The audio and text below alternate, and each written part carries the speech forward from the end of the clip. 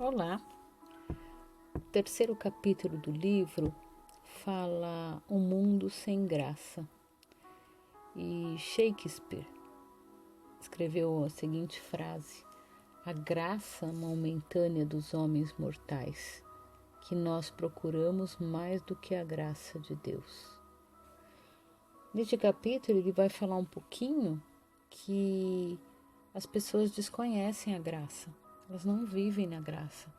Ele começa falando a respeito de duas pessoas que estavam sentadas num ônibus, um lendo um livro, e o rapaz do lado pergunta para o outro do que era aquele livro. O moço começa a falar: eu não li muita coisa, e os livros falam sobre disciplina, amor e graça. Aí o homem perguntou: mas o que é graça?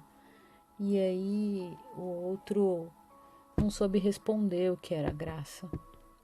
E aí ele vai falando, quando ele pensa nessa frase do que é graça, ele lembra de algumas igrejas que ele fala que como um excelente vinho derramado em um jarro de água, a maravilhosa mensagem da graça de Jesus acaba sendo diluída dentro do vaso, dentro nas igrejas.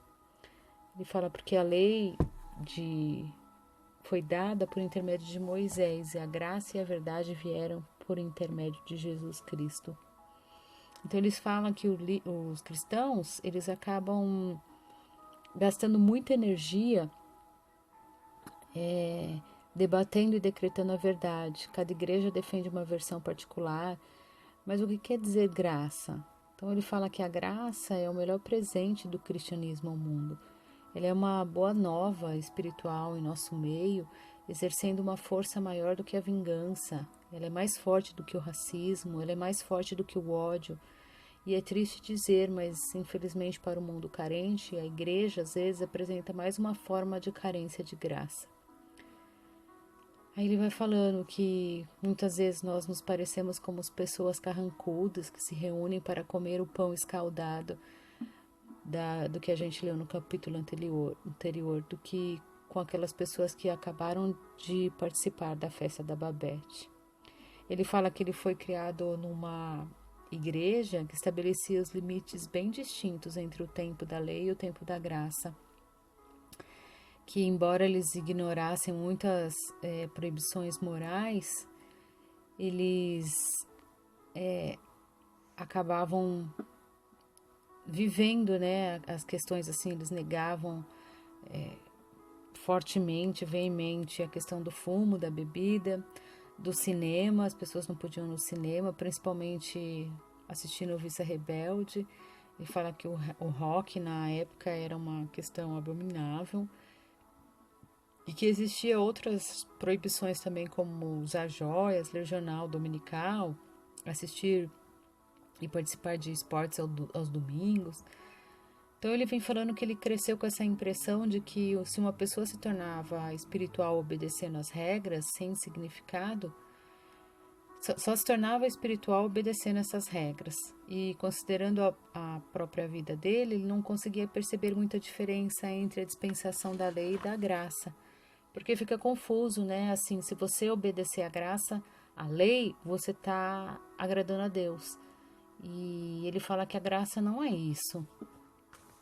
Então ele fala que em algumas outras visitas também que ele fez em outras igrejas a respeito para entender, né, a espiritualidade, ele viu que essa questão de obediência à lei era basicamente universal. Os católicos, os luteranos, os batistas, todos acabavam tendo essa questão que existia um padrão prescrito para você ser aceito por Deus.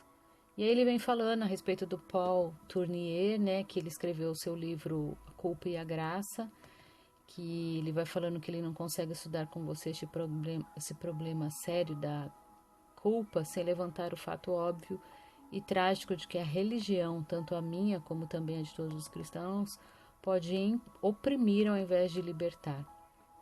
Ele fala que a respeito de pacientes que procuraram um homem cheio de culpa por causa de um antigo pecado, uma mulher que não conseguia livrar-se da lembrança de um aborto que ela tinha feito há 10 anos.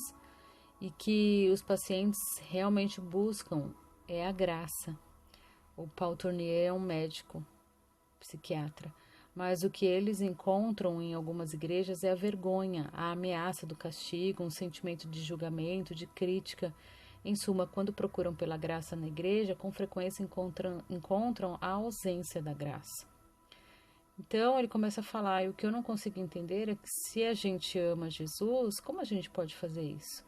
Então ele fala que uma vez chegou uma moça divorciada numa igreja, contando, né, a respeito de que ela estava se divorciando.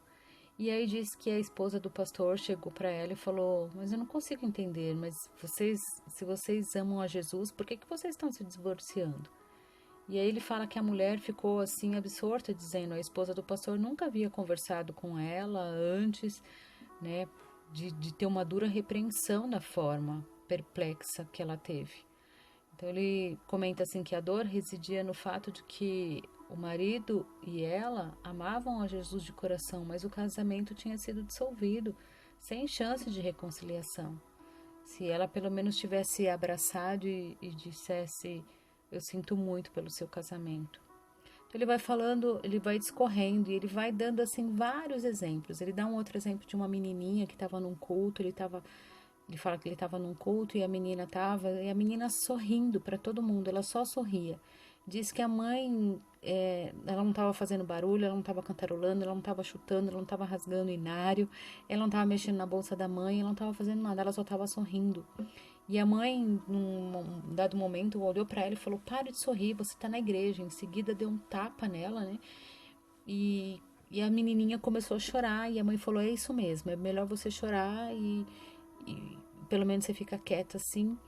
E a mãe retomou suas orações. Ele falou que de repente ele estava dentro da igreja e ele se zangou e ele falou: "Percebi que o mundo inteiro está em prantos e se você está chorando, é melhor começar." Eu quis abraçar aquela criança com o rosto molhado de lágrimas e lhe falar a respeito do meu Deus, o Deus feliz, o Deus sorridente, o Deus que precisava ter senso de humor para ter criado gente como nós.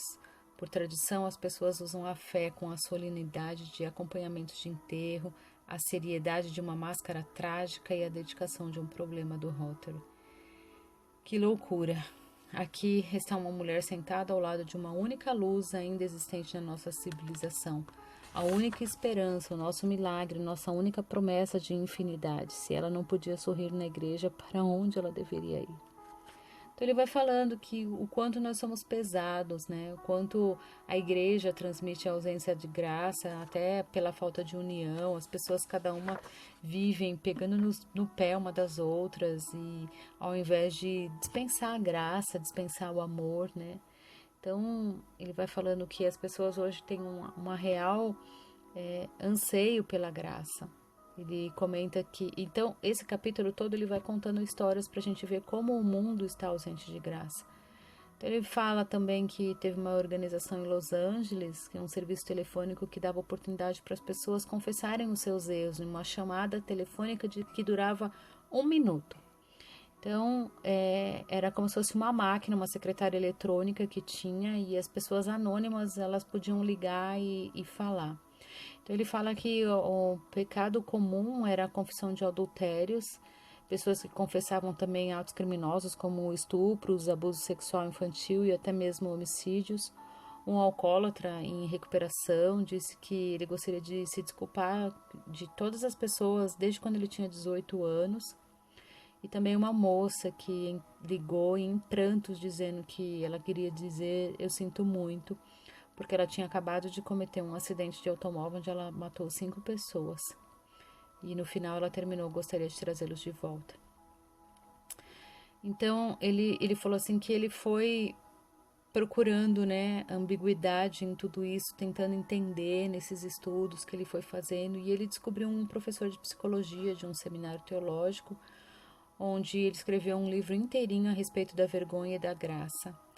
Ele falou que ele não achava que a culpa era um problema principal. O que mais sentia era a noção total de indignidade que não conseguia ligar a quaisquer pecados corretos dos quais fosse culpado.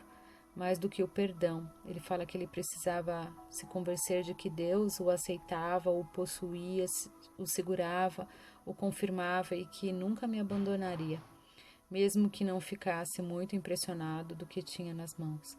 Ele falou que ele identificou 3 tipos de vergonhas deformadoras: a cultura secular, que diz que a pessoa deve ter boa aparência, sentir-se bem e fazer o bem.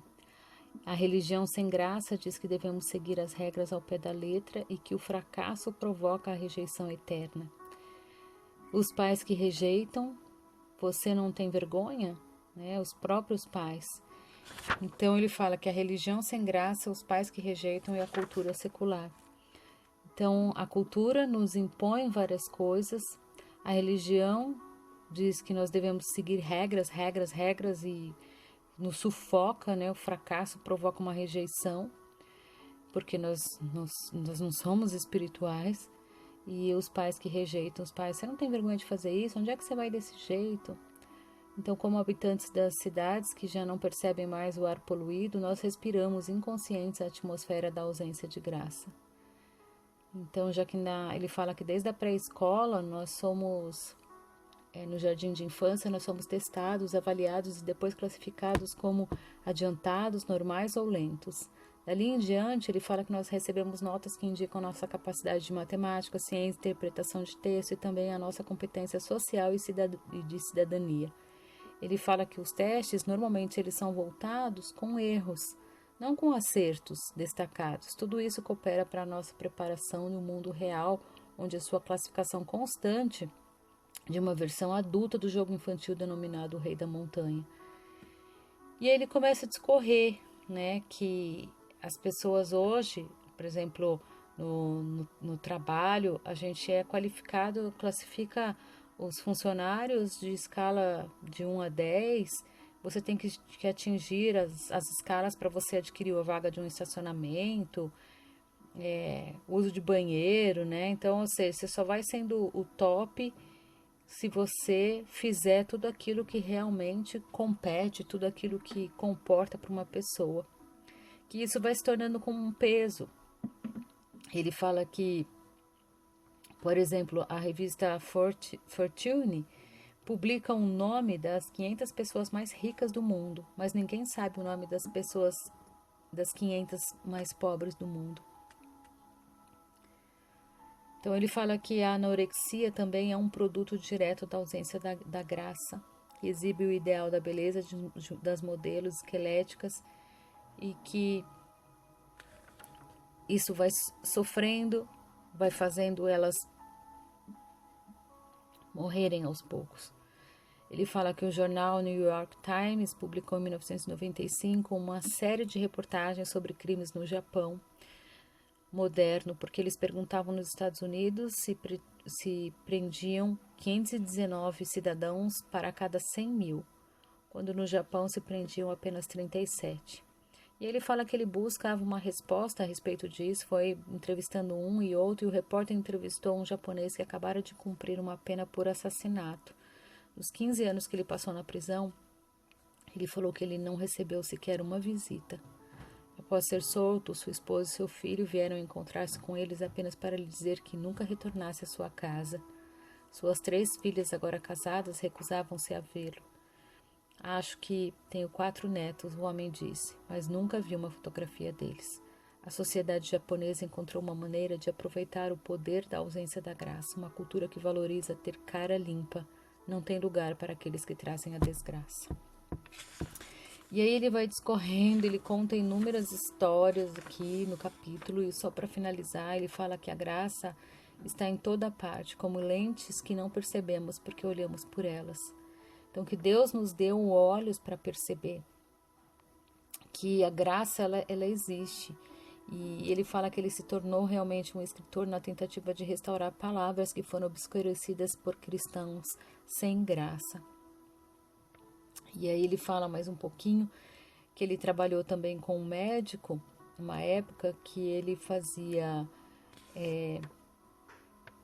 missões na Índia com leprosos, e ele que pertencia às castas dos intocáveis. Naquele solo tão inapropriado, ele experimentou e transmitiu a graça de Deus, o quanto ele aprendeu sobre graça lidando com aquele homem. Então ele entendeu que a imagem de Deus pela qual ele foi criado era lamentavelmente incompleta. Ele veio para conhecer Um Deus que é, nas palavras do salmista, compassivo, misericordioso, muito paciente, rico em amor e em fidelidade. Ele fala que a graça é gratuita para pessoas que não merecem, e eu sou uma dessas pessoas. Lembro-me de como eu era, ressentido, marcado pela ira, um simples elo endurecido em uma longa corrente de ausência da graça pretendida por parte da família e da igreja. Agora ele fala que ele está tentando, na sua própria pequenez, tocar a melodia da graça. Eu faço porque sei que com certeza do que qualquer outra coisa, que qualquer sentimento de cura, de perdão ou de bondade que eu tenha tido vem unicamente da graça de Deus. Espero sinceramente que a graça se torne uma cultura que nutris, que a igreja se torne uma cultura que nutris essa graça. Como vivemos no mundo sem graça. Deus te abençoe.